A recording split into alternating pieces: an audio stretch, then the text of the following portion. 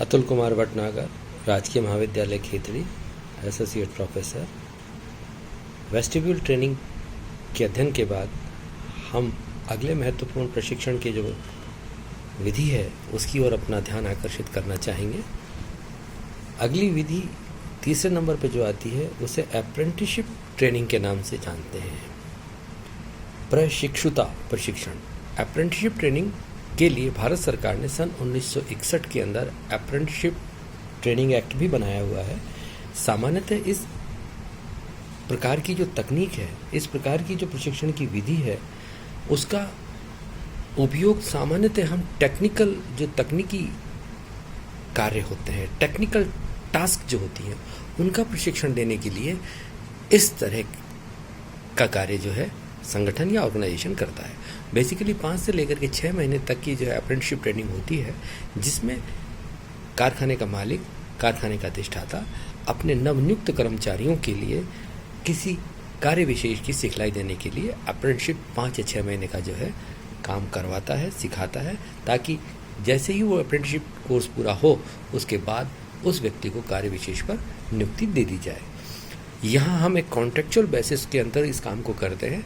यदि हमारा जो प्रशिक्षु है वो अवयस्क है, इन दैट सिचुएशन हम एक कॉन्ट्रेक्चुअल जो है सिचुएशन के अंदर उस व्यक्ति को बांधेंगे, और यदि वो माइनर है तो उसके माता पिता उसके लिए जो है अनुबंध करेंगे, और यदि वो नेचुरली एडल्ट है तो कंपनी का मालिक और कंपनी के कर्मचारी जो एडल्ट हैं वो एक कॉन्ट्रेक्चुअल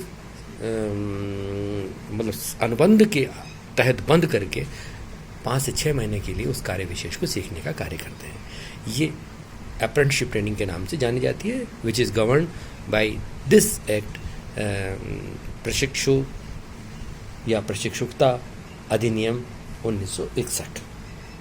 इसके लाभ क्या हैं? बेसिकली हम ये जानते हैं कि तकनीकी ज्ञान से रिलेटेड ये काम है, तो तकनीकी ज्ञान को भली प्रकार से सिखलाने के लिए अप्रेंटिसशिप ट्रेनिंग का इजाद हुआ है, की व्यवस्था की गई है। इस प्रशिक्षण में कुशल अधिकारियों के द्वारा व्यवस्थित रीति से जो है प्रशिक्षण दिए जाने की व्यवस्था है। एफिशिएंट एक्सपर्ट्स यहाँ आते हैं, उसको ट्रेनिंग देते हैं। अप्रेंटिसशिप को निर्धारित दर से, जैसे 5 या 6 महीने के लिए हमने किया है ना, तो 5 या 6 महीने का उसको स्टाइफंड भी दिया जाता है, उसको कुछ निर्धारित दर से पारिश्रमिक भी दिया जाता है।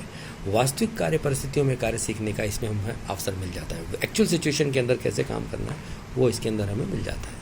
इसकी मुख्य कमियाँ क्या है कि ये विधि बहुत खर्चीली है नेचुरली, क्योंकि आपको उसको स्टाइफंड देना पड़ेगा, फिर आपको जो है पूरे उसको कॉन्ट्रैक्ट्स के तहत बांध करके सारी सुविधाएं व्यवस्थाएं देनी पड़ती हैं, कई औपचारिकताएं पूरी करनी पड़ती हैं। प्रशिक्षण देने वाले जो एक्सपर्ट्स आते हैं उनका भी खर्चा आपको उठाना पड़ता है।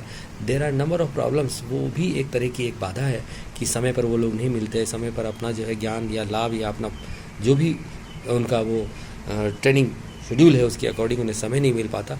तो एक थोड़ा सा टेक्निकली थोड़ा सा प्रॉब्लम इसके अंदर आता है। बाकी ये विधि बहुत उपयुक्त है उन उद्योगों के लिए जहाँ की आप तकनीकी कार्यों का प्रशिक्षण देना चाहते हैं, तो वहाँ अप्रेंटिसशिप ट्रेनिंग जो है आप दे सकते हैं, और छात्रों को जो हमारे प्रशिक्षु हैं उन्हें वास्तविक कार्य की परिस्थितियों का जो है अनुभव यहाँ पर मिल जाता है। Thanks my dear friends, this is apprenticeship training. हमने 3 देखा है अब तक, ऑन द जॉब ट्रेनिंग के अंदर ऑन द जॉब ट्रेनिंग, फिर वेस्टिब्यूल ट्रेनिंग और अप्रेंटिसशिप ट्रेनिंग। बाकी हम बाद में देखेंगे। थैंक यू बच्चों, थैंक यू।